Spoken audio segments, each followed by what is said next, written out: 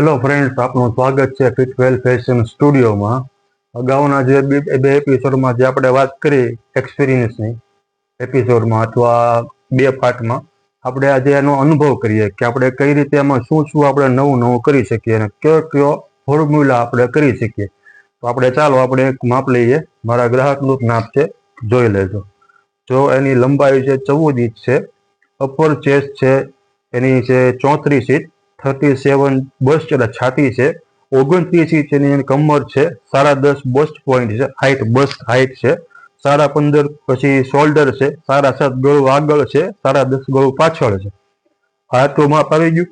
અને સ્લીવ્સનું માપ, સ્લીવ્સની લંબાઈ છે 10 ઇંચ, 10.5 ઇંચ એની બોટમ છે, 13 ઇંચ એની બાજુ છે અને 17 આર્મ હોલ છે. તો ચાલો આપણે એમાં જોઈએ કે આપણે એમાં શું શું નવું નવું કરી શકીએ.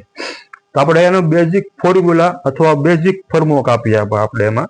તો સૌથી પ્રથમ એમાં એક સ્ટ્રેટ લાઇનમાં દોરેલી છે, બરોબર છે.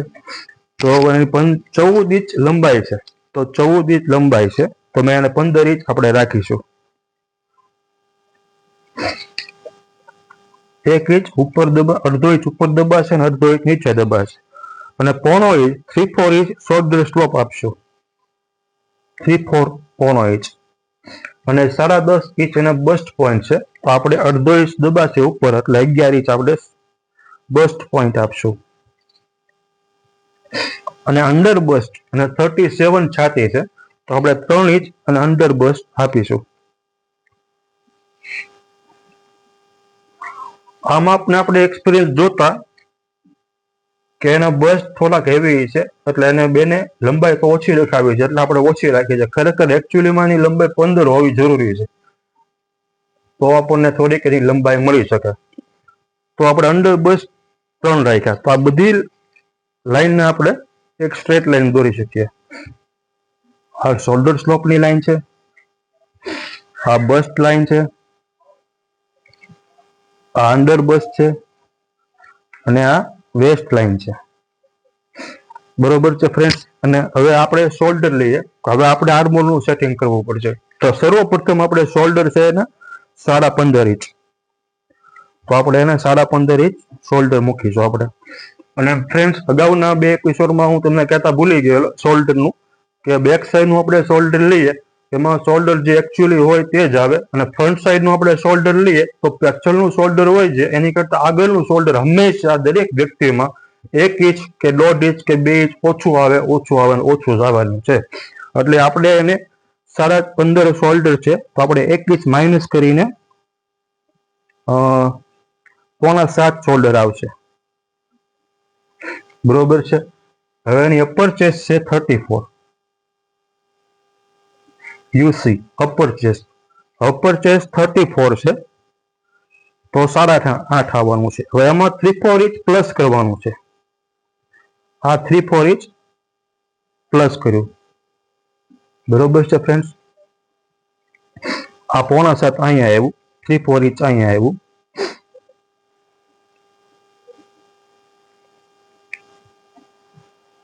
તો આવશે 2.5 ઇંચ, 2.5 ઇંચ આવે છે. 2.5 ઇંચ માંથી 3/4 ઇંચ પાછું માઇનસ કરવાનું છે, તો આવશે 2.5 ઇંચ.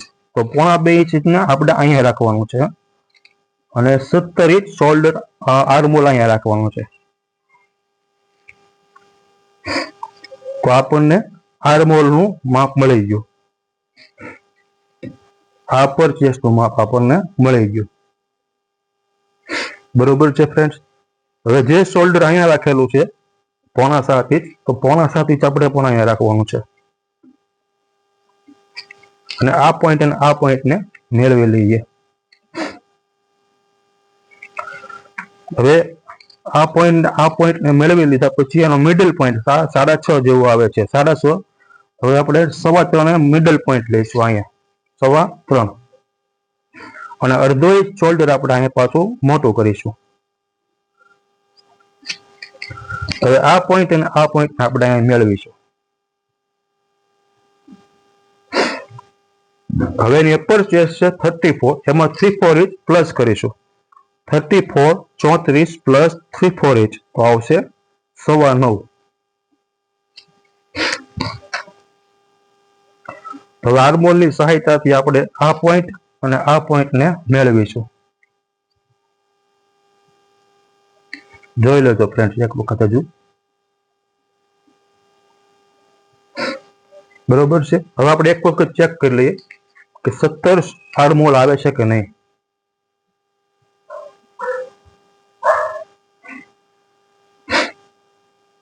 ફ્રેન્ડ જોઈ એક્ઝેક્ટ 17 આર્મોલ આવી ગયો.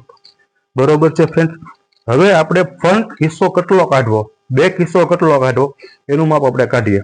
તો સર્વપ્રથમ એની કમર છે 29, તો 7.25, ચોથો હિસ્સો 7.25 આવવાનો છે. હવે અપર ચેસ્ટ અને વેસ્ટ ને એક સ્ટ્રેટ લાઈનમાં દોરીએ અને બસ્ટના લાઈનમાં એક પોઈન્ટ કરીએ. હવે આ જે પોઈન્ટ આવ્યો આ બસનો બેક સાઈડનો હિસ્સો આવ્યો. સમથિંગ 8.25 એટલે 8 અને 2 દ્વારા બેક સાઈડ આવી. હવે એની બેક સાઈડ આવી તો 8.25 ને આપણે અહીંયા રાખવાની છે અને ફ્રન્ટ સાઈડ આપણી બસ્ટ છે 37 બસ્ટ, તો 18.5 અહીંયા આવશે. જોઈ લેજો ફ્રેન્ડ્સ. અને આ પોઈન્ટ ને આ પોઈન્ટને આપણે અહીંયા મેળવી લેવાનો છે. બરોબર છે. હવે એક લાઈન આપણે માર્જિન કે સાઈડના પ્લેટ આટો આપણે જે તમે એક્ઝામ્પલ તરીકે તમે કોઈ પણ રાખી શકો, એમાં તો કોઈ માપ આવતું નથી. 1.5 ઇંચ રાખો, 1.25 ઇંચ રાખો, 1 ઇંચ રાખો, 2 ઇંચ રાખો, 1.25 ઇંચ રાખો, કોઈ પણ ઇંચ આપણે, હું હંમેશા 1.5 ઇંચ રાખું છું. બરોબર છે ફ્રેન્ડ્સ. અને 1/2 ઇંચ ઉપર આપણે ક્રોસમાં લેવાનું છે.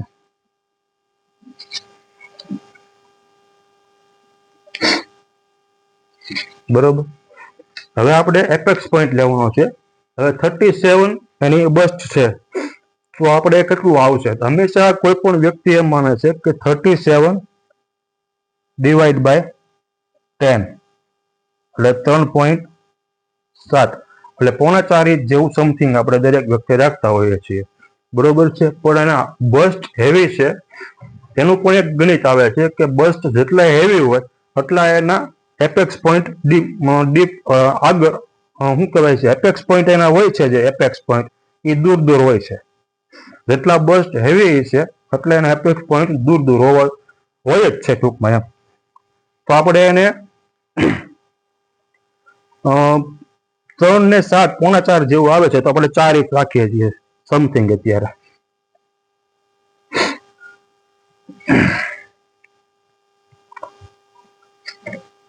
આ 3 પોઈન્ટને આપણે એક સ્ટ્રેટ લાઈનમાં દોરીશું. બરોબર છે ફ્રેન્ડ્સ. હવે આ કમરનો હિસ્સો આવ્યું છે અને બચ્ચું કેટલું છે, આ આટલું મિડલ આવ્યું છે. આ કેટલું આવે છે? સમથિંગ 4.25. બરોબર છે. તો 4.25 ના આપણે અડધા કરવાના છે. 4.25 ના અડધા 2 માં 1 દોરો ઓછો, 2 માં 1 દોરો ઓછો આને લેવાનો છે અને 2 માં 1 દોરો અહીંયા, એટલે 4.25 આવી ગયું ફ્રેન્ડ્સ. અને 2 માં 1 દોરો ઓછો અહીંયાથી લેવાનો છે અને 2 માં 1 દોરો અહીંયા, એટલે 4.25 આવી ગયું.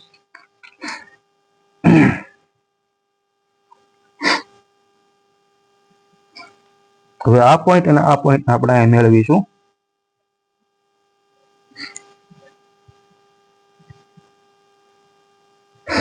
બરોબર છે ફ્રેન્ડ. અને ગળાની બ્રોડનેસ હંમેશા 3.5 ઇંચ રાખું છું હું. આ 3.5 ઇંચ અહીંયા. હવે શોલ્ડર સ્લોપ આપણે આપી શકીશું. આ શોલ્ડર સ્લોપનું માર્કિંગ છે અને 1/2 ઇંચ આપણે દબાણ મળે શોલ્ડરમાં, જે આપણે દબાવીએ છીએ તે. બરોબર છે. હવે આપણે એનું શોલ્ડર આપણે ઓછું કેટલું કરવાનું છે એ આગળના એપિસોડમાં હું તમને બતાવી શકીશ કે શોલ્ડરમાં આપણે આગળ કેટલું ડીપ ગળવું છે, પાછળ કેટલું ડીપ ગળવું છે કે ઊંચું ગળવું છે, અને બ્રોડનેસ કેટલી રાખવી છે, એના હિસાબ બધા અલગ અલગ હોય છે. એટલે કેટલું શોલ્ડર ઓછું કરવું અને અપર ચેસ્ટમાં કેટલું લૂઝિંગ મૂકવું અથવા કેટલું ઓછું કરવું એ બધું હું તમને આગળના એપિસોડમાં બતાવી શકીશ. તો અત્યારે હું આ કટિંગ કરી નાખું છું.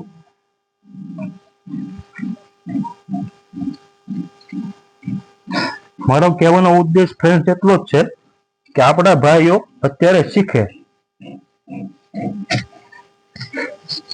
કે આપણા ભાઈઓ જે જૂની રૂઢિ પ્રમાણે ચાલે છે એમાં કાંઈક નવું ક્રિએશન કરે, એમાં કાંઈક નવી કટિંગમાં નવી આવૃત્તિઓ મૂકે. મારો ઉદ્દેશ્ય જ એ છે કે મને સબસ્ક્રાઈબર વધે અથવા મને કાંઈક મોટિવેશન થાય, એ મારો ઉદ્દેશ નથી. આ સ્પષ્ટતા તમને કરી દો. અહીંથી આપણે 2 ઇંચ શોલ્ડર ઓછો કરવાનો છે ફ્રેન્ડ્સ. લોકો અહીંથી કરતા હોય છે, આપણે શોલ્ડર અહીંથી ઓછું કરવાનું છે. તો સૌથી પહેલા આથી અહીંયા સુધી કડક લેશું.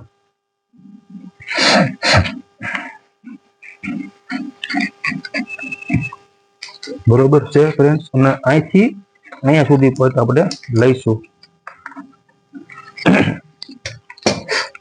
હવે એને ટેપ પટ્ટીની સહાયતાથી આ પોઈન્ટને આપણે મેળવી લઈએ.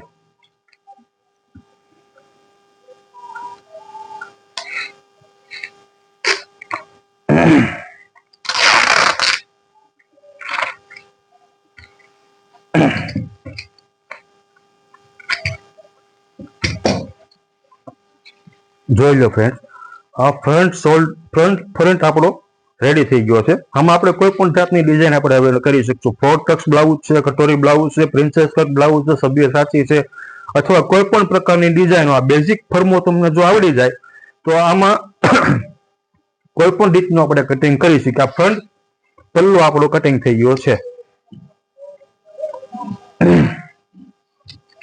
હવે આપણે આખો આર્મહોલ માપી લઈએ કે કેટલો આર્મહોલ આપણો આવ્યો છે. આપણે 17 આર્મહોલ હતો.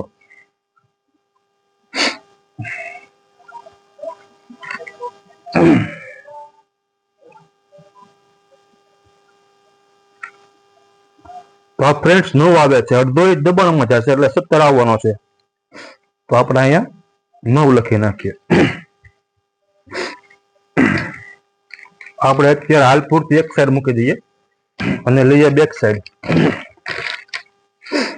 બેક સાઈડમાં પણ સર્વપ્રથમ આપણે એક સ્ટ્રેટ લાઈન દોરીશું અને 14 ઇંચ એની લંબાઈ છે, તો આપણે 15 ઇંચ રાખીશું.